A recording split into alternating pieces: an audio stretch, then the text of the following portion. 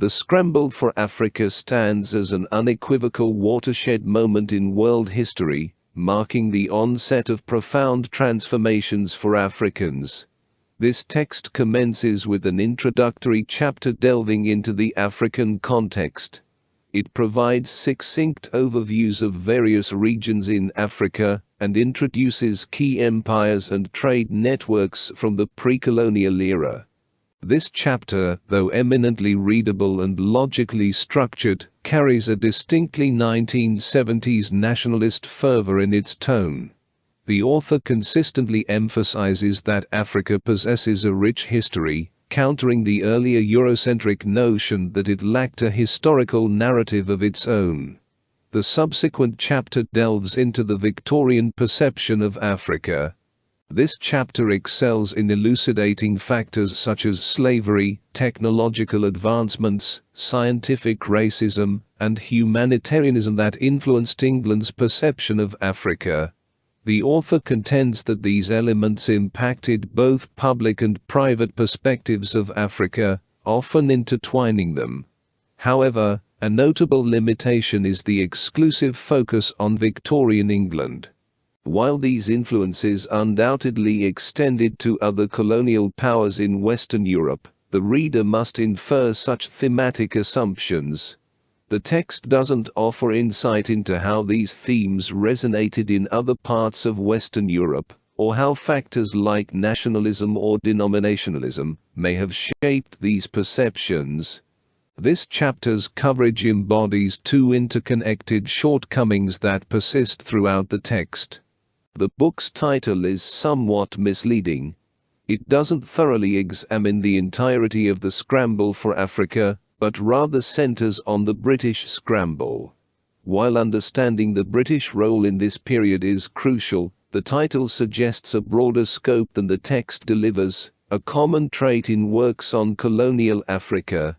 Readers expecting a discussion on a continental scale may find themselves somewhat disappointed. However, for those seeking insights into the British role, this book serves as an excellent introduction. The British are the only historical actors portrayed in a multi-dimensional manner.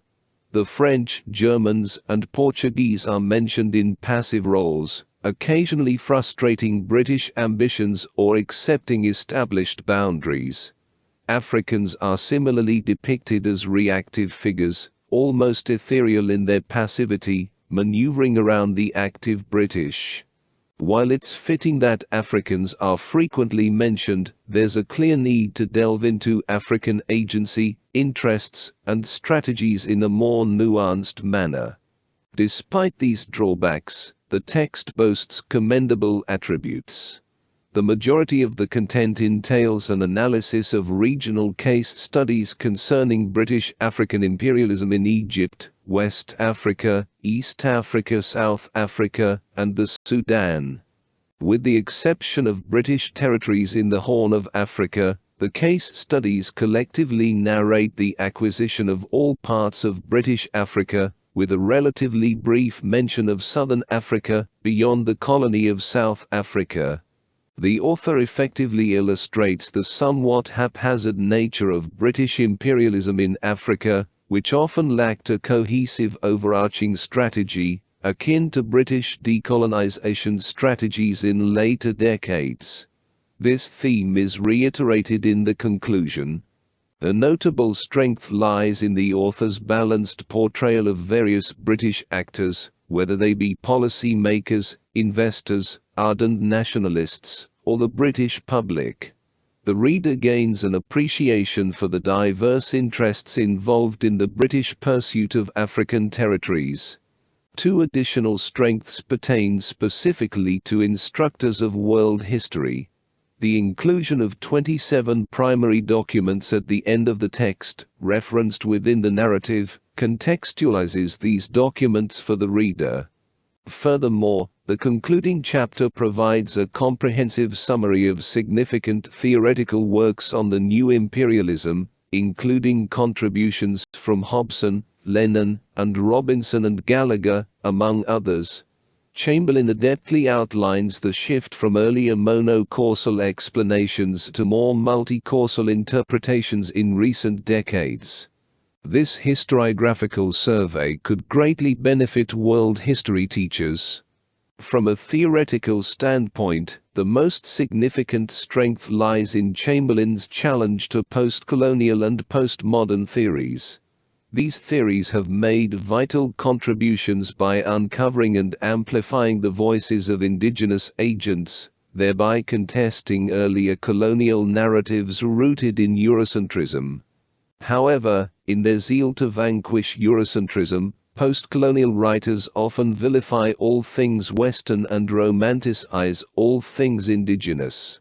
Chamberlin reminds us that history is more complex.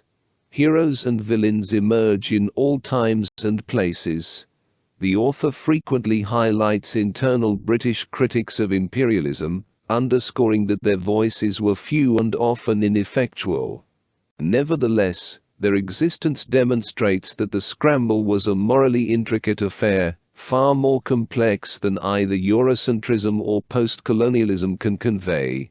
However, to further advance this theoretical point, incorporating more perspectives on African agency, wherever Africans stood in their shifting relationship to colonialism, is essential. Chamberlin applies this nuanced understanding primarily to the British, yet Africans, too, were entangled in intricate and evolving relationships with colonialism. This aspect warrants more attention in the narrative.